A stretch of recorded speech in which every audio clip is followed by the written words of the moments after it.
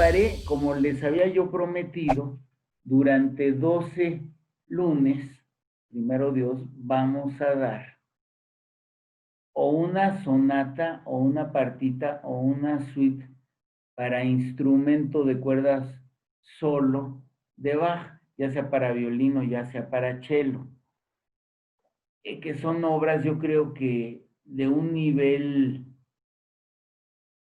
de lo, como lo decía yo, y no, yo creo que ya con eso no hay mucho más que decir. Me atrevería a decir que es lo más económico en el sentido de que con un solo instrumento pueden producir emociones que tal vez no nos van a dar una orquesta enorme con un mundo de solistas. Solamente con un instrumento, con una matemática tan perfecta. Cuando hago así, acuérdense que es matemático, que nos lleva a un orden tan perfecto que ese orden solamente puede coincidir con la idea de la religión, yo creo. O sea, para mí la religión es orden, ¿no? Es que no sea un sinsentido todo. Entonces, en ese aspecto Bach se vuelve muy religioso. Aparte de referencias, porque como es música barroca, es más, yo le decía a mi mamá, quiero que me pongas música de iglesia, porque me encantaba ya desde niño la música de Bach, que era lo además por mucho, era lo que más se oía en la casa, y eso en cuanto a escuchar música, pero en cuanto a escuchar a mi papá tocando el violín, yo creo que más del 50% del tiempo lo voy ensayando un solo concierto, que es el concierto en mi de Bach, ¿no? Entonces era como el himno de la casa y nos teníamos todas las versiones y todo. Y me acuerdo que después de huir de muy joven, de niño, yo creo, la polonesa de Chopin, que fue lo primero que por motu propio me puse a escuchar. Luego fue el concierto que me encantó, ¿saben qué? El tercer movimiento, ya lo pondré. Tú, Rosy, si estás, pues te lo super sabes. Ok, pero hoy lo que vamos a oír, para mi gusto es todavía más sagrado. Es para violín solo, que hasta la idea es como un poquito descabellada, ¿no? Como es un sonido muy, muy agudo y solo. Pues sí, y van a ver todo lo que nos va a decir. Miren, les platico un poquito del contexto. Las sonatas son en 4 movimientos. Las empieza a componer a los 18 años en Weimar y las acaba en Köthen hasta 1720. Son diferentes reinos alemanes. Después se publican hasta después de su muerte, hasta el año ya de 1802. Fíjense, obras tan maravillosas tardan tanto, de milagro se publicaron y no se perdieron. Ya había algunas obras previas de compositores que francamente no conozco, de este sí, Bieber, que tiene un pasacriaga para violín solo, Plismar y Pisendel. El que en el año de 1715, antes que Bach, compone 12 fantasías para violín solo, es Telemann. Ya ven que les he dicho que tiene un repertorio inmenso, Telemann es como el barroco alemán. Del mismo concierto, fíjense qué obras tiene Bach en este periodo. Los conciertos de Brandenburgo, las suites para cello y el concierto para dos violines. Bach en lo personal era un excelente violinista, inclusive lo menciona como así, y créanme que lo criticaban porque los hijos de Bach, que también eran magníficos músicos, fueron mucho más famosos y aclamados en vida que el propio Juan Sebastián. Pero uno de los más aclamados, Carl Philipp Emanuel, se refirió en sus memorias o en algún escrito a lo buen violinista que era su padre. No hay mucha seguridad de quién la estrenó, eh, y tampoco hay mucha seguridad si la termina en Cotten o en Dresde, porque pues muere y luego se editan todas juntas, pues cómo iban a saber. En fin, no tiene tanta importancia eso. Es adagio, fuga, siciliano y presto. Son los 4 movimientos. Adagio y fuga. Ya ven que con Bach hay muchas cosas, preludios y fugas. También llamamos un adagio y fuga, o fantasía coral y fuga, etc. Y luego, tercero y cuarto, siciliano y presto. El segundo movimiento, lo vamos a escuchar, obviamente es la fuga, lo transcribió el propio Bach para órgano y para laúd. Ahora, yo lo había preparado con Itzhak Perlman y con Nathan Milstein. Por cuestiones de tiempo lo voy a poner con Nathan Milstein. Miren, de Milstein mi papá me decía, en esa época, y mi papá lo entendía, o yo no sé, pero, o por sus amigos, o no sé por qué, sabía algo de toros. Y entonces me decía que había un torero que se llamaba Lorenzo Garza, que le decían el ave de las tempestades, que porque era muy caganchesco. ¿Qué quiere decir eso? Que a veces toreaba muy mal y a veces toreaba muy bien. Me decía Milstein, es el Lorenzo Garza del violín, a veces no toca tan bien, pero a veces sí toca muy bien. Claro que el mal de Milstein ya lo quisieran muchísimo. Bueno, pero que en sus momentos excelsos era superior a Heifetz. Era el único que mi papá me llegó a decir que en algo era superior a Heifetz. Y si por algo es reconocida la trayectoria de Nathan Milstein, es precisamente por sus interpretaciones de las 3 sonatas y las 3 partitas de Bach. Entonces les platico un poco de la vida de Nathan Milstein. Fue un hombre longevo. Nace en 1903 y muere a los 89 años en 1992. Sin duda considerado, igual que mi papá obviamente, como uno de los mejores del siglo XX, sin duda alguna. No solamente es reconocido por Bach, sino también por muchas obras del romanticismo. Tuvo una carrera muy larga. Yo tuve la oportunidad, la suerte de escucharlo una sola vez en mi vida y tocando Bach, qué suertudo, en un viaje que estaba yo de pura casualidad en Nueva York y que le hablé a mi papá y le dije, oye, ¿tú crees que vale la pena? Casi me regañan, dice, ¿cómo que si vale la pena? No dejes de ir. Y fuimos al Carnegie Hall y estuvo maravilloso. Ya grande, yo creo que ya tenía 85 años por ahí, ya se veía un hombre muy grande, pero un poetazo del violín, qué bárbaro. Bueno, eh, luego cuando viene, ya muy grande, no, yo creo que no, porque los últimos 3, 4 años tuvo un derrame cerebral, ya no podía tocar, más bien ya lo que se dedicó a hacer ya había perdido movilidad.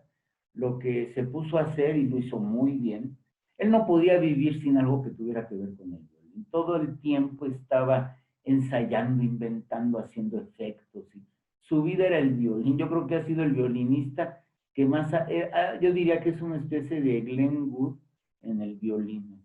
Nace en Odessa, judío de clase media, y su mamá lo pone a estudiar violín porque era muy travieso.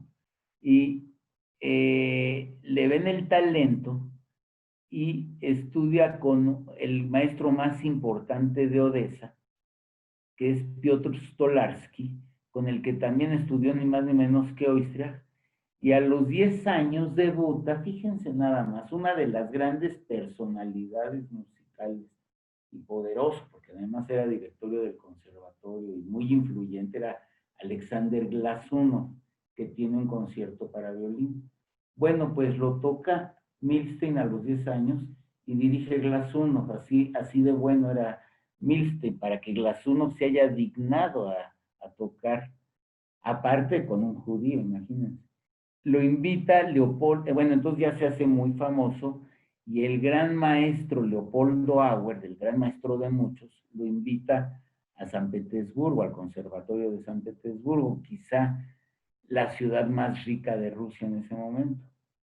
Después regresa a Odessa, y viaja a Kiev, y en Kiev conoce ni más ni menos que a Vladimir Horowitz, y se hacen muy, muy amigos toda la vida.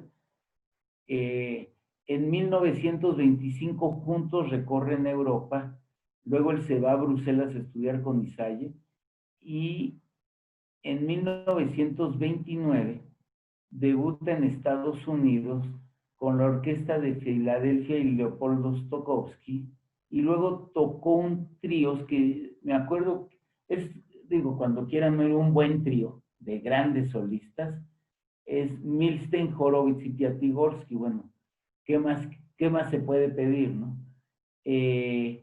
Vivía en Nueva York, pero muere estando en Londres, y tocaba en 2 violines Stradivarius. Entonces vamos a oír un ícono de la música, y de la sonata de Bach lo único que les puedo decir es que si es la música más esencial de todas, aparte de económica, yo creo que es lo más profundo que hay en música. Entonces no voy a comentar nada, simplemente escuchen lo más que puedan, que les sirva de físicamente, dejen que Bach nos armonice, nos alegre, nos llene de orden que está faltando, y van a ver qué delicia. Vayan, vamos, piensen que tómenlo como meditación, como lo que quieran, pero traten de concentrarse, permítanse olvidarse de todo y escuchen con toda profundidad, y no solo con los oídos, con todo, escuchen a Milstein con Bach.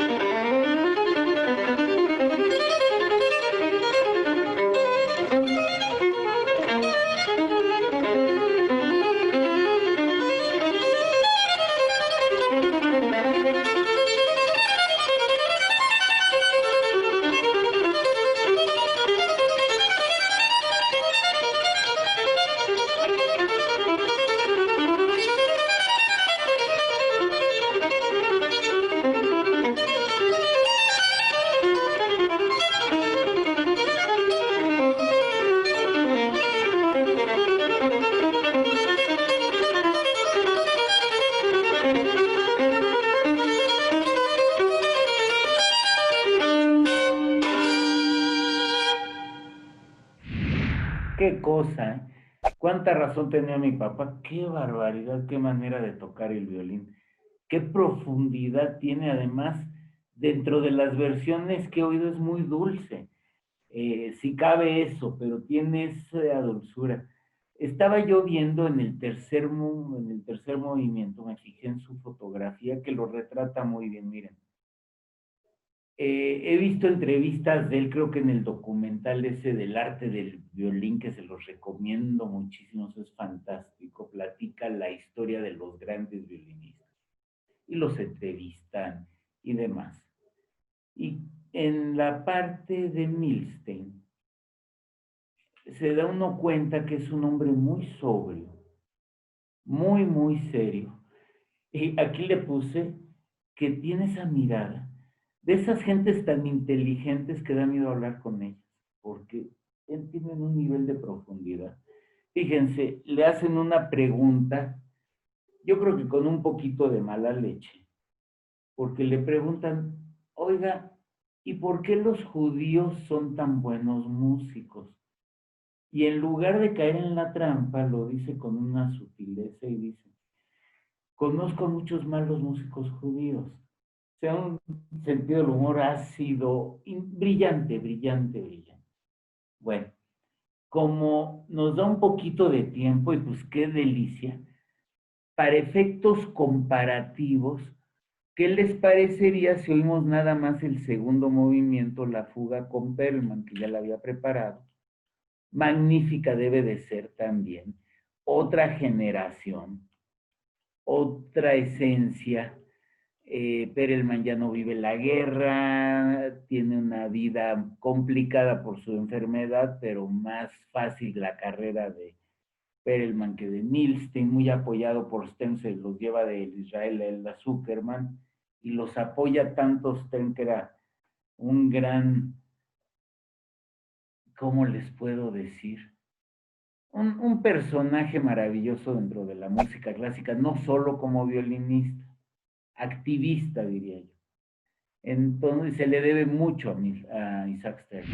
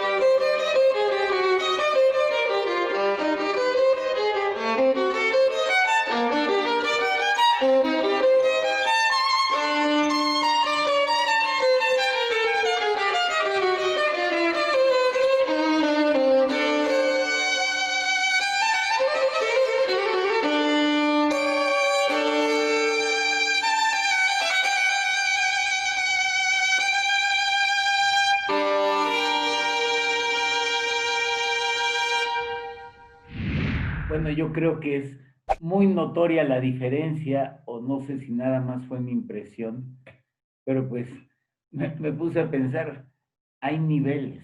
Digo, lo hace muy, la magia, bueno, para mí, no sé si coincidan, pero bueno, la magia de Milstein es tremenda, tremenda. A mí me gustó mucho más con Milstein, pero igual es cuestión personal. Cada uno tiene cualidades y puede ser que defectos. A Milstein no le oí defectos, la verdad. Se me hace un monstruo. Muy bien, pues mil gracias.